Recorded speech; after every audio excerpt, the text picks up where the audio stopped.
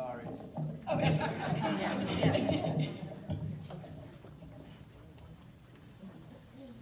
Hi, I'm Sheikowitz. I'm a sophomore at Parkland High School. Before I start, I just want to say that I hope this speech speaks for all the teens struggling with getting their opinions out there and provides a clear understanding to adults of how we feel. First, I would like to begin by thanking Moms Demand Action and Mayor Berkner for giving me the opportunity to speak here today.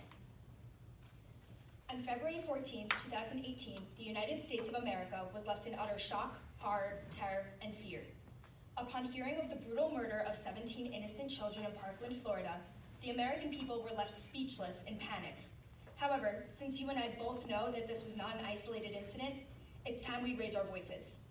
Unless we use the power of our voices, these tragedies will continue to strike. Already in 2018 alone, we have had about 45 mass shootings. About 18 of those were school shootings, creating an average of about 3 per week. Over my lifetime, which is only 15 years, I've been alive for approximately 200 school shootings to occur. However, the Parkland shooting shook me to my very core more than anything else had in my entire life. Here was a town just like mine, with people I knew and thousands of others about my age, enduring something no individual would ever be mentally ready to endure. They tell us that school is a safe place for children to learn. If people are dying at school, then it's impossible to ever truly be safe. The following day, after the shooting, every student appeared to have a changed outlook on school. School felt like a large box where teens could just wait to see if we survive. Why is school suddenly considered a battleground where one side is innocently defenseless? I could tell just by looking at people how scared they now felt to be growing up in the 21st century. And yet my school didn't do anything but make an announcement with their thoughts and prayers. Out of 7 different classes I had that day, only one teacher brought up the recent tragedy. My gratitude goes out to that teacher. I sat during lunch and watched the president of our nation speak about the incident, thinking that if this really is a democracy, maybe he'll listen to his people. But all he offered were his thoughts and prayers. As I watched the news for 3 hours on the 14th, and for another 2 on the 15th, the only answer adults seemed to have were their thoughts and prayers. As I heard traumatizing accounts of the incident from students at Marjorie Stoneman Douglas, watched heart-wrenching interviews with parents, called my camp friends who were in distress to make sure they were okay, and saw the posts flooding in my feed from people I knew personally in memory of their friends and loved ones, I became increasingly frustrated with the idea of thoughts and prayers. Thoughts and prayers aren't saving people's lives. Thoughts and prayers aren't implementing the common sense gun laws we need. We don't need your thoughts and prayers, we need action. Here, I decided that if the adult leaders of our nation are going to act like children, then it's up to the children to act like the adult leaders.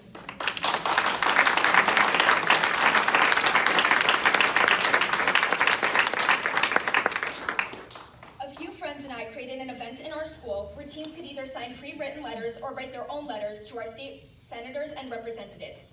Those people are on our side, and they need all the documentation they can get from students in order to convince others to join our cause as well. We got over 100 letters from students. In addition, I created a petition on change.org for gun control and common sense gun laws for teens to sign. We currently have over 4,160 signatures. Students want to see change, but just don't always know where to begin. Our goal was to create an easy outlet for students to contact politicians and voice their opinions. Sure, this is just one petition, but with thousands of other teens advocating for the same things, a difference can be made. Currently, Emma Gonzalez, a senior from Marjorie Stoneman Douglas, who co-founded gun control advocacy group Never Again MSD, is speaking at rallies nationwide and has more followers on all social media outlets than the NRA. It is clear where our allegiance lies as the millennials and Generation Z of this nation. One shoe bomber tried to blow up a plane, so Congress makes us take our shoes off at security. Yet there have been about 1,606 mass shootings since the incident at Sandy Hook Elementary School, and Congress has done nothing. We are fed up with Congress's inability to care if our blood is on the ground as a result of their need to take blood money from the NRA. Why should our lives come second to how much power a politician has? Over a dozen different families of victims to the shooting in Parkland have reported that they are receiving regular death threats from people looking to keep their assault weapons.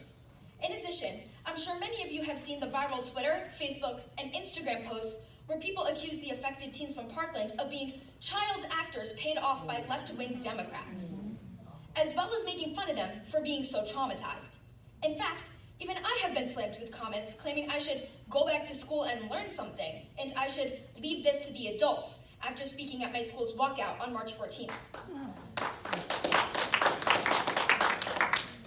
Frankly, if the adults were actually discussing this issue instead of letting it slip off the front pages without a trace, then I wouldn't be here as scared and angry as I am, now would I? And honestly, if those adults are sitting at home at 10 a.m. on a Wednesday morning bullying a child out there trying to change the world, then who's the one really being productive here? If a child dies and someone's first reaction is, no, don't take away my guns, then we no longer have a difference in political opinions. We have a difference in morality. These full-grown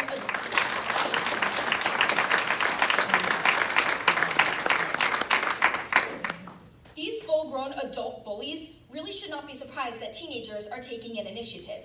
For years, those same people had bought their kids books like Harry Potter, The Hunger Games, Percy Jackson, Divergent, and more, in which teens rebel against a government that is doing nothing about the violence plaguing their lives. Teens are becoming the revolutionaries we've been so inspired by while growing up.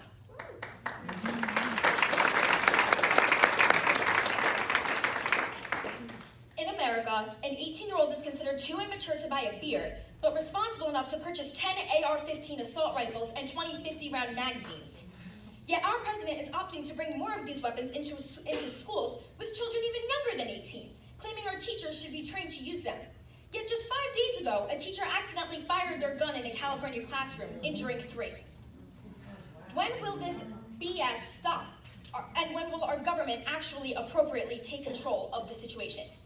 Already, more than a dozen companies have severed ties with the NRA, including many mainstream corporations such as Delta Airlines, United Airlines, Hertz, MetLife, and many more.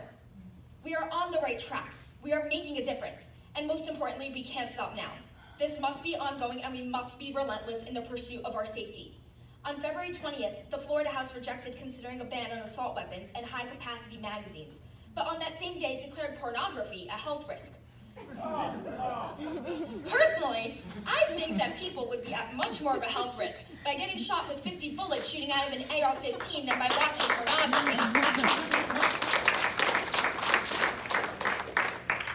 In 1776, the famous Marquis de Lafayette, James Monroe, Aaron Burr, and Alexander Hamilton were all between the ages of 18 and 21. Just a bunch of teens. We are the revolution. Teens have come to the conclusion that our government will not advocate for us unless they have no other option. So let's give them no other option. We cannot let this tragedy be forgotten. We cannot let politicians convince us that we don't have a say in our lives and future. We cannot settle for thoughts and prayers. We must fight for the common sense gun laws we so desperately need. We must fight for stricter background checks, the banning of selling an unnecessary amount of magazines to citizens, the raising of age limits to be able to purchase a weapon, the banning of bump stocks, the banning of concealed carry, and so much more. But most importantly, we must fight for our lives. Teens cannot let disaster increase their vulnerability any longer. We must turn any feeling of helplessness into hope, vulnerability into strength, and disaster into change. I am sick and tired of watching undeserving people lose their lives to the hit of a bullet.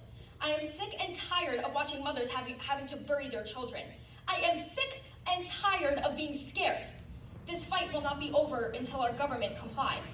Continue this fight by speaking out for yourself, by participating in the March for Our Lives in Hackensack, New York, Newark, or hundreds of more locations.